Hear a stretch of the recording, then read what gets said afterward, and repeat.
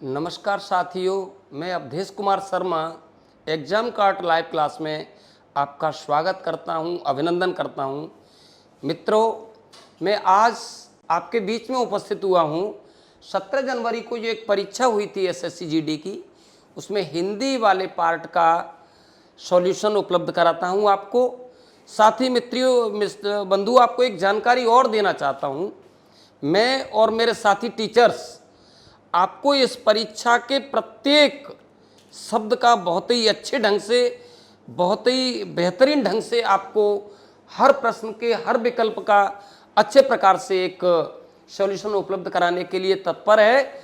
विद्यार्थियों, आप लोग ध्यान देना, क्वेश्चन संख्या 1 की ओर ध्यान देना। ये हिंदी वाले पार्ट का क्वेश्चन नंबर 1 है, सेकंड शिफ्ट में एग्जाम हुआ। अब आपको ध्यान देना है, रिक्त स्थान घोड़े पर सवार होना। रिक्त स्थान घोड़े पर सवार होना ये दिया हुआ है। मुहावरे को, ये मुहावरा है, इसके रिक्त स्थान की पूर्ति करनी है उचित शब्दों से। अब बात करता हूं स्टूडेंट्स में आपसे कि पानी के घोड़े पर सवार होना, विद्यार्थियों ऐसा कोई मुहावरा आज तक हुआ नहीं। तेजी का घोड़ा आज तक कोई बना नहीं। लोगों का कथन यहां तक पालन करता है कि हवा का घोड़ा, यानी ऐसा घोड़ा जो तेज चलता हो, तेज चलने वाला। इस घोड़े को तो लोग चर्चा किया करते हैं। बातों के घोड़े, इसकी कोई मैचिंग नहीं है। लिहाजा स्टूडेंट्स, अगर इस रिक्त स्थान पर ऐसा कर दिया जाए, हवा के घोड़े पर सवार होना, तो ऐसा लगता है कि मुहावरे की पूर्ति कर दी गई है। अतः उचित विकल्प क्या होगा? ये होगा। चलिए अगले क्वेश्चन पर ध्यान देना।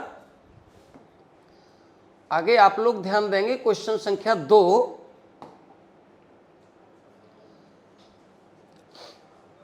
नीचे दिए गए वाक्य के अशुद्ध वाक्य का चयन करना है।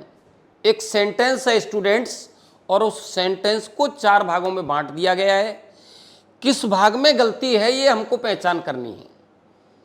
तो अभी मैं इस सेंटेंस को पढ़ता हूं, इसके बाद में इसके भागों पर विचार करेंगे। रमेश को उस समय मुझसे बेफिजूल की बातें नहीं करनी चाहिए थी।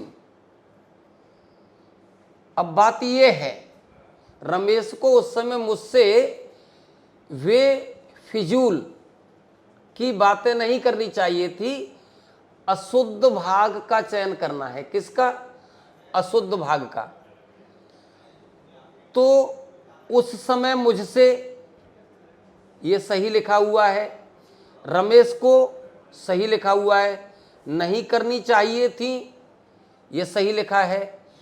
बेफिजूल की बातें, इस भाग में गलती है। रियल में ये बात करता हूं बेफिजूल शब्द होता है विद्यार्थियों ये, और ये शब्द जिसके नीचे नुक्ता लगा है, ये हमारी हिंदी का शब्द नहीं है बंधुओं। अगर इसकी बात की जाए तो ये उर्दू का उपसर्ग है, और फिजूल शब्द भी उर्दू का है। उर्दू के शब्दों में उर्दू का उपसर्ग लगेगा, हिंदी के शब्दों में हिंदी का। तो अब आपको ये देखना है कि बेफिजूल की जगह पर क्या होना चाहिए? बेफिजूल, जो उर्दू का शब्द है। इसलिए इस कथन में गलती है। उत्तर क्या होगा? यही होगा। क्वेश्चन संख्या 3 की ओर ध्यान देना।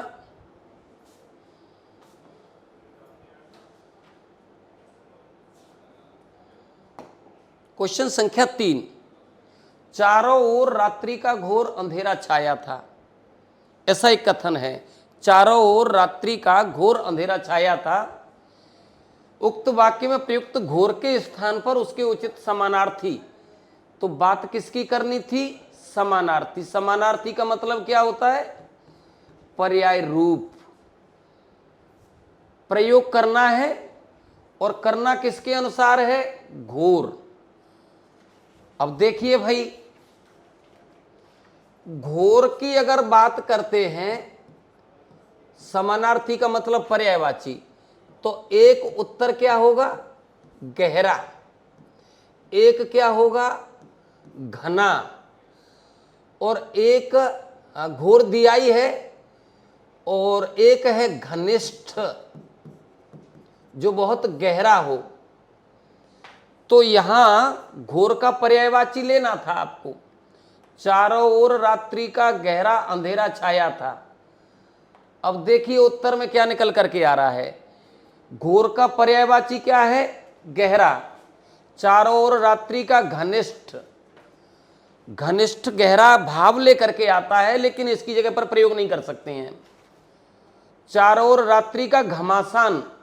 विद्यार्थियों, घमासान शब्द केवल इसके लिए प्रयोग करते हैं, युद्ध के लिए। और भयंकर का डरावना। भयंकर का अर्थ क्या है? डरावना। तो विद्यार्थियों, जायज है अंधेरा होगा तो डरावना होगा, लेकिन इस विकल्प के जो घोर शब्द का जो उचित उत्तर है, घोर शब्द का जो जस्ट पर्यायवाची है वो क्या होना चाहिए? गहरा। इसलिए उत्तर कौन सा होगा? ये वाला। अगले प्रश्न की ओर ध्यान देना।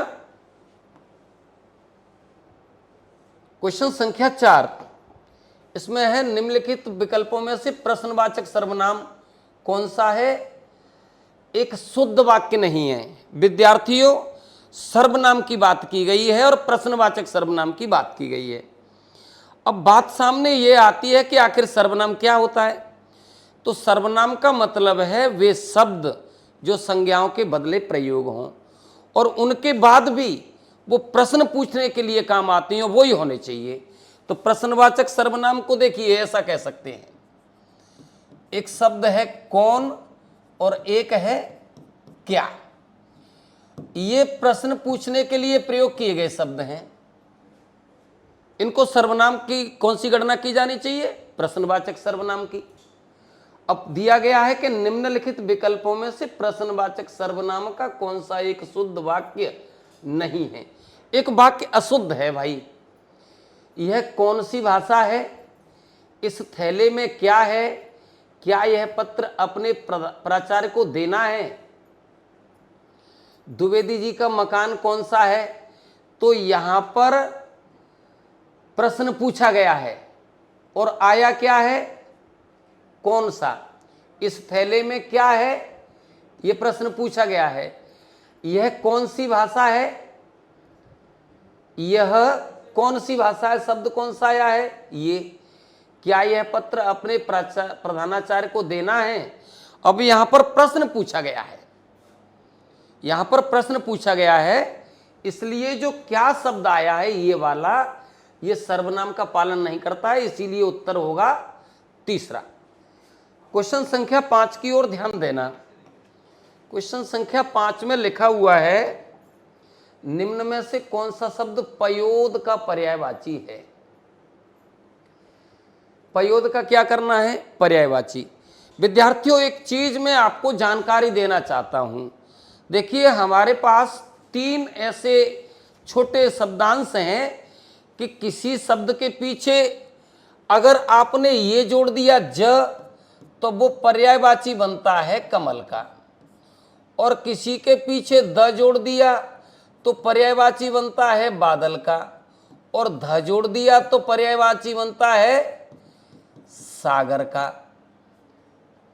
ये एक कथन आपके बीच में था। अब बात करनी थी पयोद शब्द का पर्यायवाची। तो पय का अर्थ जल से भी लगाते हैं, दूध से भी लगाते हैं, लेकिन यहां अर्थ जब बात करते हैं तो जलधर यानी पानी को धारण करने वाले, पानी को धारण करने वाले अर्थात क्या होते हैं बंधुओं? पानी कौन धारण करते हैं? बादल। बादल होते हैं, पानी को धारण करते हैं। बारिश धारण नहीं करते हैं। बरसना ये क्रिया है। और मलिन का मतलब क्या है? गंदा। और सहचर का अर्थ क्या है? साथी। तो जलधर का मतलब क्या है? जल को धारण करने वाले। अब पयोद का अर्थ पानी, और ये जल, पानी और जल एक दूसरे के पर्यायवाची हैं, इसीलिए उपयुक्त उत्तर क्या होगा? जलधर। क्वेश्चन संख्या 6 की ओर ध्यान देना। क्वेश्चन संख्या 6 में आप देख रहे हैं आंखों में रिक्त स्थान माला घिर आना। आंखों में रिक्त स्थान माला घिर आना। उपर्युक्त मुहावरे में पूर्ति करनी है उचित शब्द के द्वारा, ये विचार करना है। आंखों में माला घिराना, तो देखिए विद्यार्थियों, माला वैसे मोतियों की होती है, लेकिन आंखों में मोती का लिंक नहीं हो सकता है, और आंखों में पुष्पों की माला से संबंध नहीं हो सकता है, और ये अंतिम विकल्प में फूल दिया, ये पुष्प ही है, तो इसका अर्थ निर्धारित नहीं हो सकता है। मेघ का अर्थ क्या है? बादल। तो आंखों में मेघमालाओं का घिर जाना, तो रिक्त स्थान पर यदि ऐसा लिख दिया जाए मेघमाला, तो ऐसा लगता है कि आंखों में मेघमाला घिर जाना विकल्प का उत्तर ये हो सकता है। अतः हम कह सकते हैं कि 3 विकल्प इसका पालन नहीं करते हैं, और ये विकल्प जो मेघ वाला है वो सही इसका उत्तर होगा। चलो आगे ध्यान देना, क्वेश्चन संख्या 7 की ओर ध्यान देना आप लोग।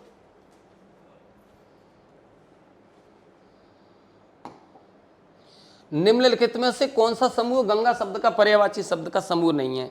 विद्यार्थियों, विकल्पों में कुछ समूह दिए गए हैं और उन समूहों में विचार करना है जो गंगा शब्द के सभी शब्द पर्यायवाची नहीं है। कहीं कोई एक गलती तो है, उस गलती वाले का है, उसका चयन करना है आपको। तो चलो भाई गंगा के पर्यायवाची पर विचार करते हैं। मैं सबसे पहले गंगा की बात करूंगा। देखो भाई, पहला जाह्नवी लिखा है और सुरसरी लिखा है। जाह्नवी गंगा को कहते हैं, सुरसरी गंगा को कहते हैं। सुरसरी गंगा को कहते हैं त्रिपथिगा, अर्थात 3 रास्तों से बहने वाली है गंगा को कहते हैं। और त्रिपथिगा यानी 3 रास्तों से चलने वाली, और सूर्या का मतलब है सूर्य की पुत्री। सूर्या का मतलब सूर्य की पुत्री अर्थात यमुना। तो अब आपको देखना है कि ये गंगा का है और ये किसका है? यमुना का। भागीरथी गंगा का पर्यायवाची है, सुरसरी गंगा का पर्यायवाची है। प्रश्न में यह पूछा था कि एक नहीं है, तो भाई एक गंगा का है, एक यमुना का है। उत्तर कौन सा होगा? तीसरा। आगे ध्यान देना, क्वेश्चन संख्या 8 की ओर। नमन का आरोग्य अच्छा है। नमन का आरोग्य अच्छा है, उक्त वाक्य में प्रयुक्त आरोग्य के स्थान पर उसके समानार्थी शब्द का प्रयोग निम्न में से किस वाक्य में नहीं किया गया है? यानी कुछ विकल्प दिए गए हैं, नीचे 4 विकल्प दिए गए हैं। शब्द आरोग्य है, उसका समानार्थी देखना था। उस समानार्थी के लिए थोड़ा सा बात करेंगे आप लोग। तो भाई आरोग्य का मतलब है निरोगी। आरोग्य का मतलब निरोगी, ऐसा कहना चाहिए जिससे रोग न हो, वो निरोग है। अब नहीं किया है, आरोग्य के स्थान पर उसके समानार्थी शब्द का प्रयोग नहीं किया है। किस वाक्य में नहीं किया? ये किया करना है।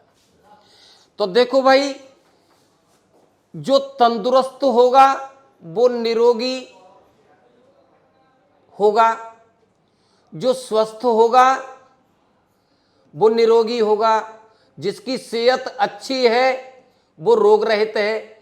अब तीनों चीजें ये कहती हैं कि ये योग रोग से रहित है भाई, लेकिन नमन अस्वस्थ है। यानी जो स्वस्थ शब्द है इसके लिए विपरीत क्या हो गया? अस्वस्थ। क्या आया है? अस्वस्थ। तो अब आपको विचार करना है विद्यार्थियों कि आरोग्य का समानार्थी नहीं है, तो ये समानार्थी, ये समानार्थी, ये समानार्थी, ये ही नहीं है, ये आपको विचार करना है। तो उत्तर क्या होगा? ये होगा। क्वेश्चन नंबर 9 की ओर ध्यान देना।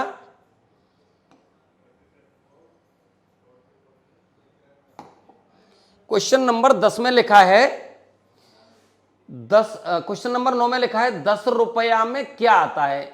इस वाक्य में प्रयुक्त कौन सा शब्द अशुद्ध है?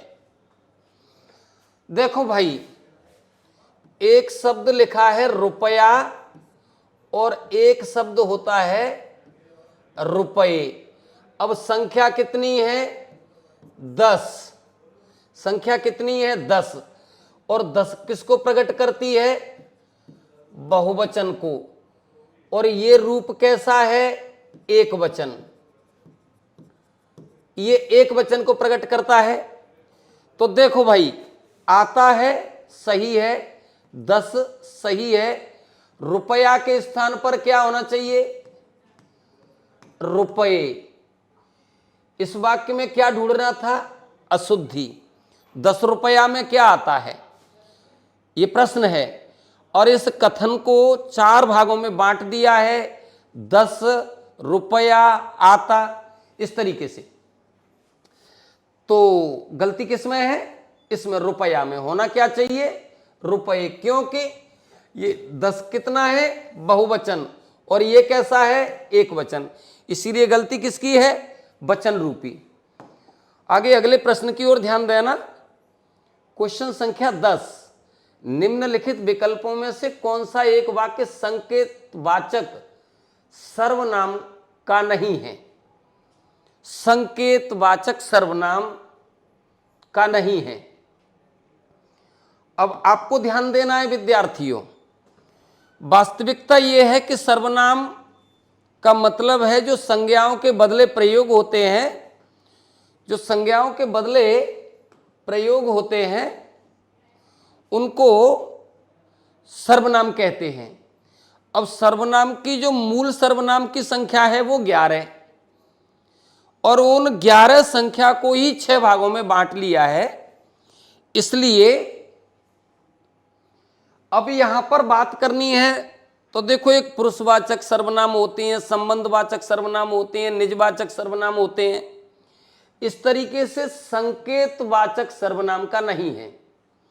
अब देखो सेंटेंस में, नदी में पानी नहीं है, ऐसा लिखा है। नदी में पानी नहीं है, ये मेरी पुस्तक है। अब पुस्तकों का संबंध किससे दिखा रहे हैं? संकेत कर रहे हैं मुझसे।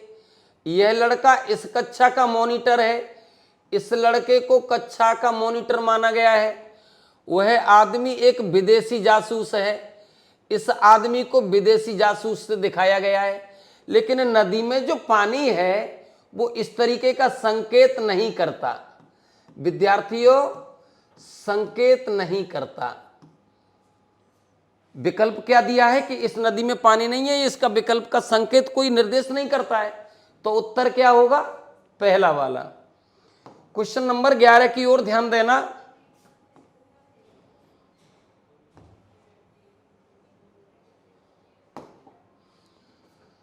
निम्नलिखित वाक्य में रेखांकित खंड के स्थान पर प्रयुक्त होने वाले सबसे उपयुक्त विकल्प का चयन करना है। यानी एक वाक्य दिया हुआ है और उसमें एक भाग रेखांकित कर दिया है, और रेखांकित भाग के बदले जिस शब्द को प्रयोग करना था उस शब्द का चयन करना है। अभी ऐसा लिखा है काटकर आम, ऐसा लिखा है।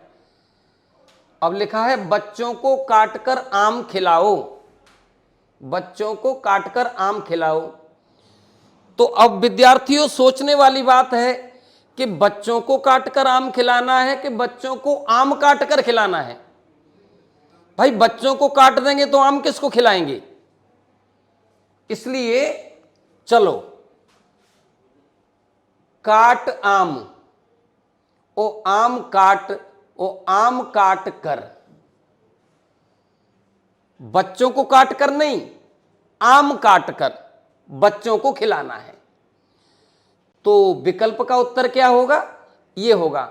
भाई बच्चों को काट कर आम खिलाएंगे तो आम खिलाएंगे ही किसको? इसलिए हम कह सकते हैं कि बच्चों को आम काट करके खिलाइए। उत्तर क्या होगा? ये होगा। क्वेश्चन नंबर 12 की ओर ध्यान देना। 12 में लिखा है निम्नलिखित में से शुद्ध वाक्य का चयन करना है। 4 वाक्य दिए गए हैं विद्यार्थियों, और इन वाक्यों में एक जो शुद्ध वाक्य है उसका चयन करना है और 3 अशुद्ध वाक्यों को अलग से हटाना है। सीमा को 5 बहनें हैं। विद्यार्थियों, यहां पर जो गलती है को के स्थान पर होना चाहिए की। सीमा बहनें हैं 5, यहां पर पदों के योजन की गलती है। पदों के योजन की गलती है, पदों का क्रम बदल दिया है। सीमा की 5 बहनें हैं, ऐसा लग रहा है सेंटेंस सही है, लेकिन अंतिम विकल्प पर अभी बात करूंगा। बहनें 5 हैं सीमा, भाई सीमा तो एक है, 5 कैसे हो जाएंगी? ये तो हो नहीं सकता है। इसलिए विकल्प का जो उचित उत्तर है वो ये होना चाहिए, सीमा की 5 बहनें हैं। इसलिए उत्तर कौन सा होगा? ये होगा। अगले क्वेश्चन संख्या 13 की ओर ध्यान देना आप लोग। मैं रविवार के दिन तुम्हारे घर आऊंगा, वाक्य में रेखांकित वाक्य खंड के स्थान पर उचित वाक्य खंड शब्द का प्रयोग करिए। विद्यार्थियों, अब इसमें जो गलती है वो ये देखनी है। वैसे देखा जाए तो रविवार भी तो एक दिन है, इसलिए रविवार को जब प्रयोग कर दिया तो दिन की जरूरत क्या थी? नहीं करना चाहिए। रविवार स्वयं ही एक दिन है, तो रविवार के दिन का क्या मतलब है? चलो अब बात ये करती है कि मैं रविवार के दिन तुम्हारे घर आऊंगा, इतना बड़ा कथन है भाई। अब रेखांकित दिया है के दिन, तो मैं रविवार के या इससे उत्तर का निर्धारण नहीं हो रहा, मैं रविवार में उत्तर का निर्धारण नहीं हो रहा, मैं रविवार के उत्तर का निर्धारण नहीं हो रहा, मैं रविवार को तुम्हारे घर आऊंगा। तो विद्यार्थियों, दिन के बदले अगर को प्रयोग किया जाए तो सेंटेंस सार्थक अर्थ प्रदान करने लगेगा। इसलिए हम कह सकते हैं कि विकल्प का उत्तर होगा वो ये होगा। क्वेश्चन नंबर 14 पर आगे थोड़ा सा ध्यान देना आप लोग। क्वेश्चन नंबर 14 में लिखा है कि जो इतिहास से संबंध रखता है, एक ऐसा वाक्यों का समूह, एक शब्दों का समूह है। शब्द समूह के लिए एक शब्द में उत्तर देना था। जो इतिहास से संबंधित होता है उसको ऐतिहासिक कहते हैं। यह बड़ा साधारण सी बात है। तो भाई खगोलिक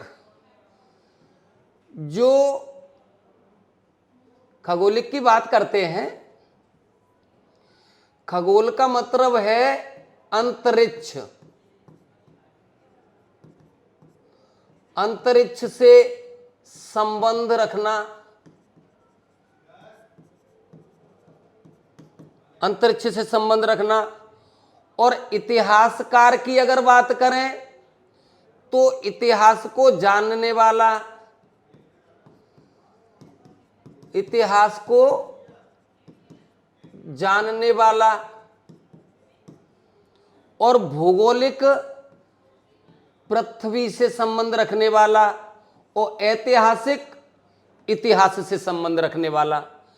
अभी इसी में दिया था इतिहास से संबंध रखने वाला, तो ऐतिहासिक का मतलब क्या है? जो इतिहास से संबंध रखता है उसको ऐतिहासिक कहते हैं। उत्तर क्या होगा? 4th। क्वेश्चन नंबर 15 की ओर ध्यान देना।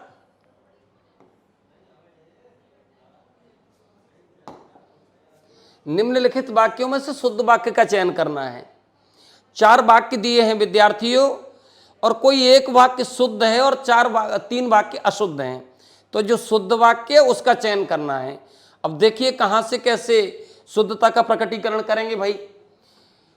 काम इसमें होना देर स्वाभाविक है, अर्थात ऐसा कहना चाहिए पद क्रम गलत है। पद क्रम कैसा है बंधुओं? गलत। इसका मतलब है ये उत्तर नहीं होगा। इस काम में देरी होनी स्वाभाविक थी, ये अभी सही प्रकट करता है, लेकिन आगे और बात करते हैं। इस काम को देर होना स्वाभाविक थी। अब यहां पर इस स्थान पर क्या होना चाहिए, मैं। इस काम में देर होनी स्वाभाविक था। अब इधर क्रिया है ये और यहां कर रहे हैं था, इसलिए ये उत्तर नहीं होगा। यहां इसकी अशुद्धि है, यहां इसकी अशुद्धि है, तो शुद्धता की बात करें तो ये सेंटेंस पूरी तरह से शुद्ध है। आगे अगले प्रश्न पर विचार करेंगे स्टूडेंट्स। आगे थोड़ा सा ध्यान देना। एक गद्यांश दिया हुआ है और उस गद्यांश में कुछ रिक्त स्थान दिए गए हैं। उन रिक्त स्थानों की आपको पूर्ति करनी है उचित विकल्प के माध्यम से। ऐसा एक सेंटेंस इधर ये पैराग्राफ दिया गया था। तो चलो आइए मिलते हैं इस प्रश्न की ओर। भारतवर्ष ने कभी भी भौतिक वस्तुओं के रिक्त स्थान को बहुत अधिक महत्व नहीं दिया। भारतवर्ष ने कभी भी भौतिक वस्तुओं के रिक्त स्थान को बहुत अधिक महत्व नहीं दिया। विद्यार्थियों, भौतिक वस्तुओं का प्रयोग की बात करें तो प्रयोग करिए। विग्रह का मतलब है खंडन, ये नहीं हो सकता। लाभ की बात करें, लाभ को मान्य किया जा सकता है, लेकिन संग्रह करने से जो मिलने वाला है वो एक सार्थक अर्थ प्रदान करेगा। अगर ऐसा कर दिया जाए, संग्रह, भारतवर्ष ने कभी भी भौतिक वस्तुओं के संग्रह को बहुत अधिक महत्व नहीं दिया है, यानी भौतिक वस्तुओं को बहुत अधिक संख्या में इकट्ठा नहीं करना चाहिए, क्योंकि इनका विनाशकारी भी कारण हो सकता है। तो उत्तर क्या होगा, ये होगा। चलो आगे अगले प्रश्न की ओर ध्यान देना। प्रश्न संख्या 17, प्रश्न संख्या 17 की ओर ध्यान देना। उसकी दृष्टि से मनुष्य के भीतर जो महान रिक्त स्थान गुण स्थिर भाव से बैठा हुआ है वही चरम और परम है। अब थोड़ा ध्यान देना। बाह्य का मतलब बाहरी और विशेष का मतलब महत्वपूर्ण। महत्वपूर्ण और यहां महत्वपूर्ण है, एक और विकल्प है महत्वपूर्ण, इसका मतलब है जरूरी। अब ये बात करते हैं आंतरिक। आंतरिक पर बात करिए तो उसकी दृष्टि से मनुष्य के भीतर जो महान आंतरिक गुण स्थिर हैं। विद्यार्थियों, बाह्य गुण की जरूरत नहीं है, विशेष गुण की जरूरत नहीं है, महत्वपूर्ण गुण की जरूरत नहीं है, वो तो उसके भीतर की बात कर रहा है, तो भीतर तो आंतरिक गुण ही आएंगे, इसीलिए उत्तर ये होगा। आगे अगले 18 क्वेश्चन की ओर विचार करेंगे आप स्टूडेंट्स। क्वेश्चन संख्या 18, थोड़ा सा ध्यान देना। वही चरम और परम है। लोभ, मोह, काम, क्रोध आदि विचार मनुष्य में ऐच्छिक, विशेष, अनिवार्य। देखो भाई, लोभ अनिवार्य नहीं है, मोह अनिवार्य नहीं है, विशेष रूप से इनको स्वीकार नहीं कर सकते, और लोभ, मोह, काम, क्रोध को ऐच्छिक भी नहीं कर सकते हैं। ये स्वाभाविक ही होते हैं भाई। व्यक्ति को लोभ, काम, क्रोध, मोह, ये जो गुण हैं वो स्वाभाविक है, इसीलिए उत्तर क्या होगा, स्वाभाविक। चलो अगले 19 नंबर क्वेश्चन पर विचार करिए स्टूडेंट्स। क्वेश्चन नंबर 19 में लिखा गया है,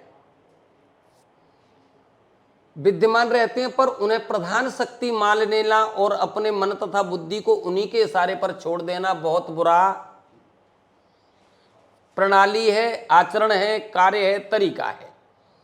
विद्यार्थियों, जो स्वाभाविक लोभ काम क्रोध आदि मनुष्य के हृदय में थे, वो कोई प्रणाली नहीं है भाई, और वो आचरण है, वो कार्य नहीं है, वो तरीका नहीं है। तो क्वेश्चन नंबर 19 का जो विकल्प दिया है कि शक्ति मान लेना और अपनी मूर्ति तथा बुद्धि को उन्हीं के इशारे पर छोड़ देना, आचरण। क्या आएगा? आचरण है। तो उत्तर क्या होगा? बस हो गया सर। अगले 20 क्वेश्चन के लिए अंतिम क्वेश्चन पर आप लोग विचार करेंगे। भारतवर्ष ने कभी भी उन्हें उचित नहीं माना, उन्हें सदा के बंधन से बांधकर रखने का प्रयत्न किया है। तो जो काम क्रोध लोभ मोह ये किसके बंधन से बांधे गए हैं? संयम के बंधन से। विद्यार्थियों, अगर संयम से रहते हैं तो जो ऊपर गुणों का वर्गीकरण आया है वो प्रभावी हो ही नहीं सकते हैं। रिश्तों से बांधेंगे कोई निर्धारण नहीं होता है, यहां मोह का लिंक नहीं है, और बेड़ियों से बांध लिया जाए ये इससे कवर नहीं होंगे। इसीलिए संयम रूपी साधन से अगर बांध लिया है तो निश्चित रूप से ये अप्रभावी बनकर रहेंगे और मनुष्य अपनी सच्ची प्रतिष्ठा को प्राप्त करेगा। अतः हम कह सकते हैं कि दिए गए रिक्त स्थान पर अगर ये शब्द संयम को रख दिया जाए तो एक सार्थक अर्थ प्रदान करेगा। इस प्रकार स्टूडेंट्स, मैंने आपको 20 क्वेश्चन का जो सॉल्व उपस्थित किया है, धन्यवाद उसके लिए आपको। साथ ही इसी क्रम में आपसे आगे मिलता रहूँगा और आने वाले सभी पेपर्स का बहुत अच्छे ढंग से सॉल्व करने का प्रयास करूँगा। अग्रवाल एग्जाम कार्ड की हमारी एक जो पुस्तक है, ये एसएससी जीडी की जो परीक्षा से संबंधित प्रकार की जो पुस्तक है, इसकी विशेषताओं पर मैं आपको वर्णन करता हूँ विद्यार्थियों। सबसे पहली बात तो ये है कि इस पुस्तक के अंतर्गत विगत परीक्षाओं में किसी भी किस्म के प्रश्न पूछे गए हों, उनका समावेश इस पुस्तक में आया हुआ है। दूसरा क्या है कि इसका हमारी टीम के जो लोग हैं, उन्होंने इतने अच्छे ढंग से सॉल्यूशन इसमें दर्शाया गया है कि आपको पढ़ने से ही समझ में आ जाएगा। काफ़ी मेहनत करने के बाद इस पुस्तक को तैयार किया गया है। मित्रों, मुझे पूरा आशा है, पूरा विश्वास है कि जब आप इस पुस्तक को देखते हैं, आप परीक्षा का कहीं से भी प्रश्न को देखते हैं, कहीं कोई समस्या अगर आपको आती है तो इसमें हमने एक QR कोड की व्यवस्था की है। सारी सब्जेक्ट का अलग अलग QR कोड है। हिंदी का अलग है, मैथ का अलग है, रीजनिंग का अलग है, GS का अलग है, इंग्लिश का अलग है। तो जैसे ही आप QR कोड को स्कैन करेंगे आप लोग, तो 1 मिनट में हमारी ये पुस्तक आपको पूरा सॉल्यूशन उपलब्ध कराएगी। तो साथियों, मैं ऐसा कहना चाहूँगा इस पुस्तक के विषय में कि आपकी तैयारी के लिए, आपके जीवन को एक अच्छा आयाम प्रदान करने के लिए हमारे टीचर्स बंधुओं ने इस पुस्तक को जो तैयार किया है, उसमें अथक श्रम किया है, वो आपके जीवन को एक सार्थक सिद्ध होगी, आपको अच्छी सफलता दिलानी होगी। इसलिए मैं आपसे कहना चाहूँगा कि आप स्वयं तथा अपने साथी मित्रों को संदेश करिए, सूचना दीजिए, अधिक से अधिक संख्या में इस पुस्तक का अध्ययन करें और आप अपने भावी जीवन को एक नया आयाम प्रदान करें। जीवन सफलता के लिए ये सबसे सरल और सूक्ष्म सूत्र आपको प्रदान करते हैं हमारा ये Agarwal exam card. Thank you students.